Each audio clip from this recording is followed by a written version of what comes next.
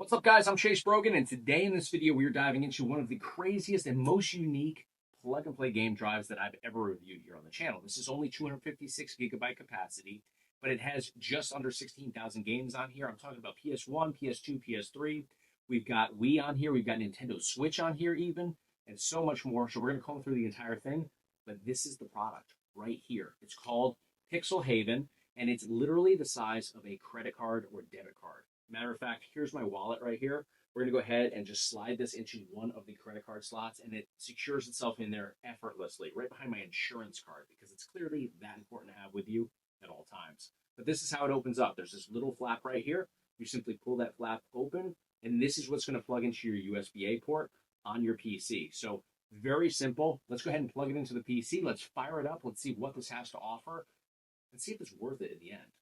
All right, guys, so here we are loaded up into this plug-and-play 256 gigabyte game drive. Now, there's two parts to it. First off, we're in Retrobat. We will get to the Play Night side at the end of this. So first off, we're hovering over the All Games list. All Games has 15,810 total games on here, which is incredible, especially when considering the little bit limited capacity of just 256 gigabytes. So we'll jump into All Games here.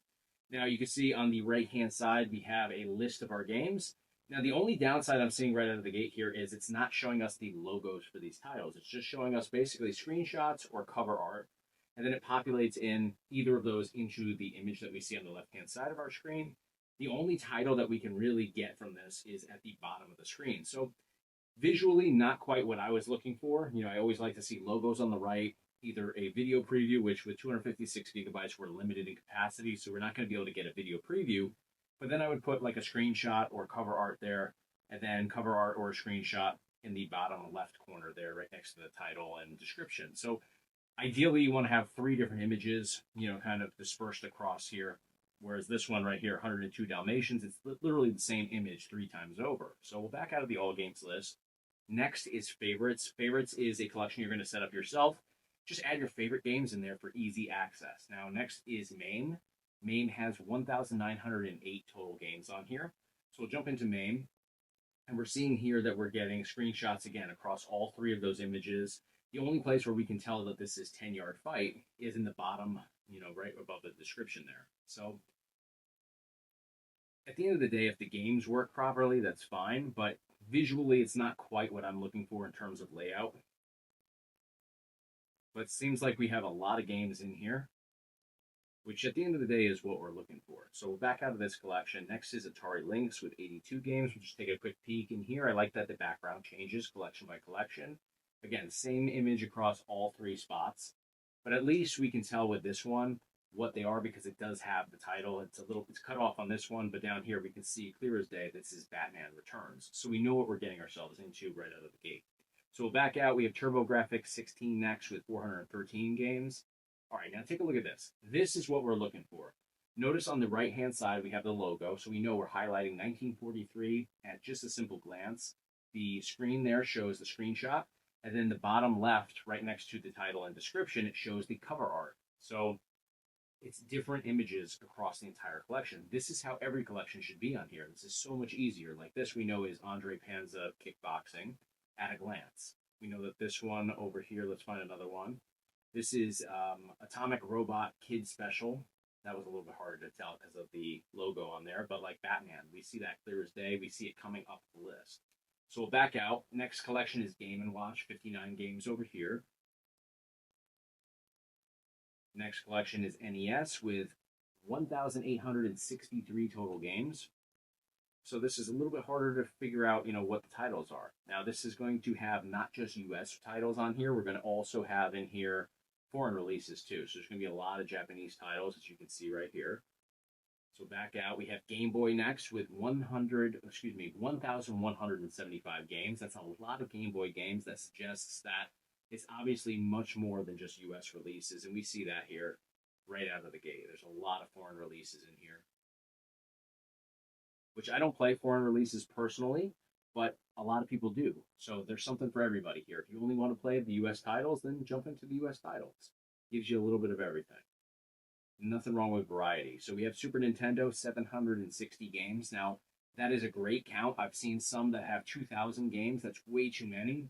So 760 is a good selection. And even though we're seeing the same image 3 times over, at least with the cover art, we know exactly what the title is because it's got the logo, brought into the mix there. So like this, we see this is Real Monsters.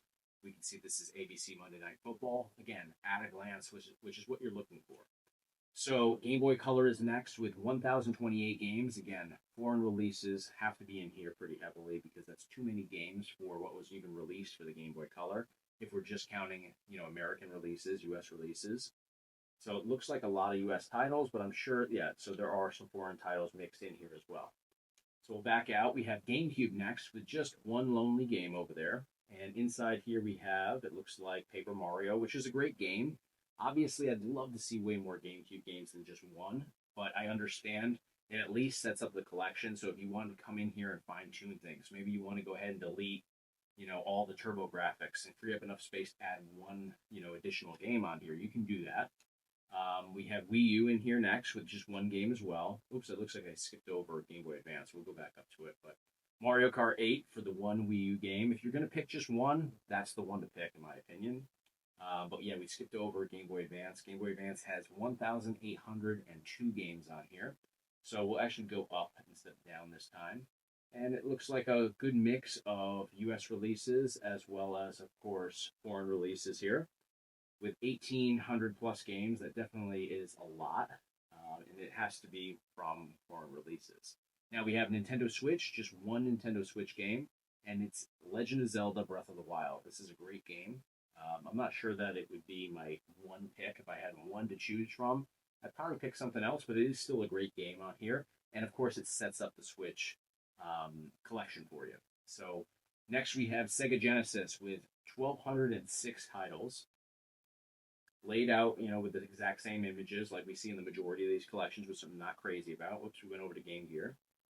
So if you hit D-pad left or right, you can actually maneuver through these collections. But I like the main menu simply because I want to do a full tour that shows you every single screen on here. So again, Genesis 1206, is that right? Yeah, 1206. Sega Game Gear, we have 405. We'll take a look through here. So, you can find your way through it. It's not as clean of a setup as I'd like it to be, but it's still manageable for sure. At least everything's in alphabetical order. If you're looking for I want to show you guys, you can hit select on your controller. You can go to this jump to. So let's say I want to check out, S titles.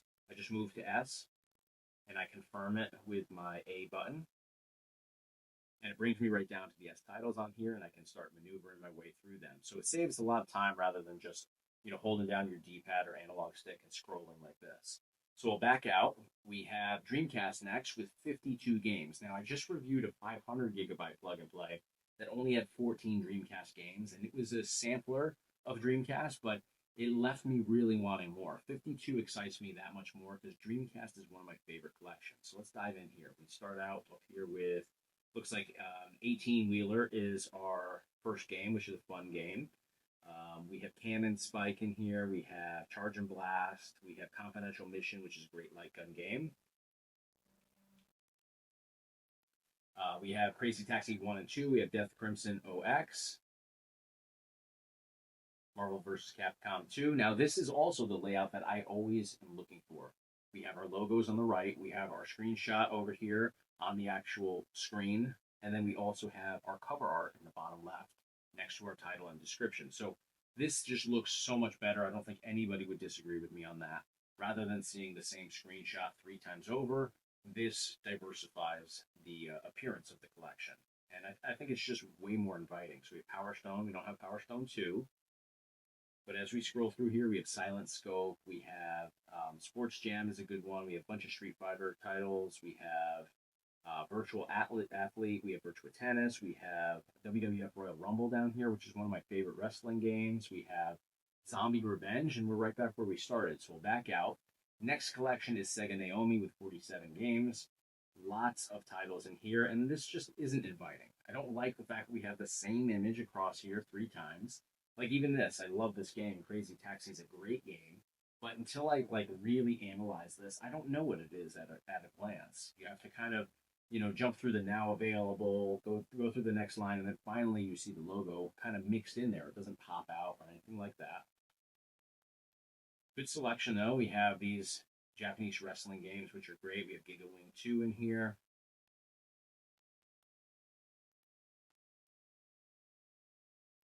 So here we have Power Stone 1 and 2. So even though we don't have it in Dreamcast, we at least have it in Sega Naomi. So House of the Dead 2, that's always a win. And Virtua NBA, I love this game. I was actually playing this quite a bit yesterday. And then we have Virtua Tennis in here. Wave Runner GP is a good one. Lots of good stuff in here. They made so many great arcade games that I think are honestly forgotten about more times than not. And WWF Royal Rumble. We have it in Dreamcast, but we can also get the experience here playing it as well. So we'll back out. We have Neo Geo in here with 160 games. We have Neo Geo Pocket with 82 games. Neo Geo Pocket Color with 89 games. We have original PlayStation, 124 games here. Let's take a look. We've got The World Is Not Enough, which is one of my favorite 007 games, actually. Action Base. We've got, or Action Bass. We've got, let's see, ATV Racers, Austin Powers Pinball. Okay. There's some strange ones in here, too. Do we have the Crash games? Hopefully we have all the Crash Bandicoots in here. We have Crash Bash and Crash Bandicoot 2. We don't have Crash Team Racing, though, which is a tough one to be without, I'll be honest there. It's one of my favorite games for this collection. So I'd love to see that added in. But the cool thing is, hey, I've got that ROM. I can add it in myself. So you don't have to just live with what is offered here, stock. You can come in here and start adding your own games into the mix. Remove what ROMs you don't, like Goldstorm. I'm never going to play it. Let me get rid of that and add Crash Team Racing in here and make it my own.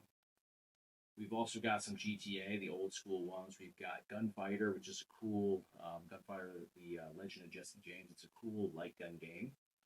Hellboy. We've got Hydro Thunder. I love Hydro Thunder, one of my favorites. So lots of great games in here. We'll back out. PS2, just 2 games. What do we have? We've got Burnout 3 Takedown, and we've got Silent Hill Shattered Memories. So not 2 that I would pick. If I had to pick only 2, I'd probably throw a Tekken, in there, and I'd throw maybe a racing game. Not Burnout 3 specifically. Nothing against it. It's just not one of my favorites, but it creates the collection for you, so you can really make it your own from here. So next is PSP with 196 games. Unfortunately, it seems like mostly PSP Minis games in here. In fact, I haven't seen a full-on PSP game yet. So this isn't too exciting for me. I'm not crazy about that. Yeah, these are all PSP Minis from what I can tell. We'll back out. Next is PS3, just 1 game, and it's The Wolf Among Us. I saw that right from the little video preview, and this is a video preview here rather than a still shot, which is fine. It was just 1 in the entire setup. Well, I guess PS2 was videos too, right? Yeah, those are videos as well. So it looks like they used up some space making those videos, but not the other stuff. Yeah, I mean, this isn't a PS3 game that really excites me personally, but it makes that collection possible for you. So now you can come in here, and maybe you don't want to play this game. Maybe you want to play like Ridge Racer 7 instead, which is what I would play. So maybe I take this game out, put Ridge Racer 7 in here, and customize it a little bit more to what I'm looking for. So that is everything. We're back to the All Games list. Again, 15,810 games on here, just on the RetroBat side, but we've got to check out Play Night. Let's go ahead and do that. All right, so now we are in Play Night. Play Night is going to house a lot of AAA games, and in fact, right out of the gate here, I'm impressed by what we are seeing. We're seeing a lot of titles here. Matter of fact, let me go up here. I'm going to use my mouse for this. Let me see. There's a couple different ways you can look at it. You can look at it this way, or you can populate it in like that. And I forget how you go in here. There's a way to like count how many games. I think it's this button right here. Let's see. There we go. All right, so we got 66 games on here. This is pretty impressive. I didn't expect this at all. So let's kind of comb through this a little bit. We've got up here at the top a lot of games I'm not crazy about, to be honest. We've got Potato on here, Dave the Diver. We've got Creeks. We've got Cult of the Lamb. We've got Dead Cells. Do Not Feed the Monkeys, $29.99. We've got some Double Dragon, which I'm cool with Double Dragon for sure. A couple Final Fantasy games. Flippin' Cactus is in here. Hollow Knight's got a title. Into the Breach. I'm not familiar with the majority of these, to be honest. Kingdom Rush Vengeance. We've got. I'm trying to find anything that I really recognize. Neon Abyss 2. I'm not familiar with, but it looks like an interesting title. Yeah, Resident Evil 2. Okay, so there's a couple titles here that I'm excited about, but not many, to be honest. Sekiro Shadows Die Twice is a great game. I've played through that. That is a really good one to have. Smurfs Kart, which is kind of like a find the nice way to say this, a bootleg version of like a Mario Kart. Not I don't mean that as disrespect either. I mean it's actually a pretty cool game, but it's essentially the same as like what Sonic did with reinventing the Mario Kart sort of game, but just with their IP. It's a cool game though. If you're really into Smurfs, you'll really dig that. Or you don't even have to be. Just the kids love it. My kids like that game. Teenage Mutant Ninja Turtles: Shredder's Revenge, which is on most of these plug and play drives these days. When there's AAA titles, they usually add that. That's a great game. In my opinion, it's worth it for that game alone right here. And when you consider the price point of $48 for everything that we just saw on the retrobat side of things, and now over here, I mean, it makes sense. Even if there's not a ton of titles that really move the needle for me over here, Vampire Survivors is cool. But yeah, not a ton of games that really resonate with me. Yoku's Island Express, like what's this? Let me take a peek at this thing. Yoku's Island Express. It looks interesting just looking at the cover art there. So it says Yoku's Island Express is an open world Metroidvania style pinball adventure. Interesting. All right, so I mean, there's some cool stuff you can really explore on here. Shawarma Legend, I mean, that might be worth all the money right there. So, yeah, I mean, this is a pretty cool setup to say the least. I'm really impressed by the amount of stuff that they've somehow found the ability to cram into 256 gigabytes. But we got to check this out. We got to test it out. Let's dive into some games.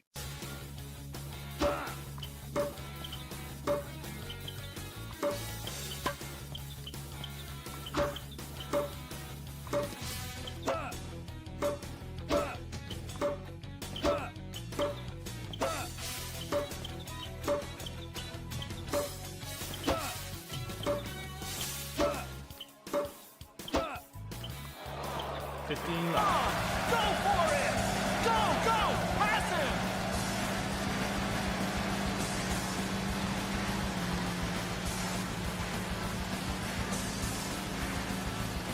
He moved up one rank. There's a slow dead ahead. Make your move now! You break the record.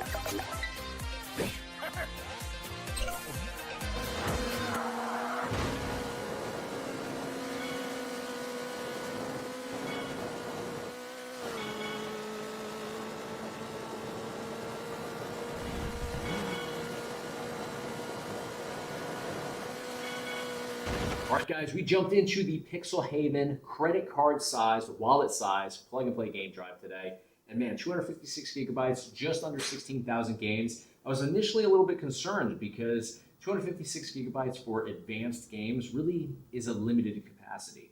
And we saw that as we jumped into PS2, PS3, Wii U, as well as Switch. There's only 1 to 2 titles in those collections.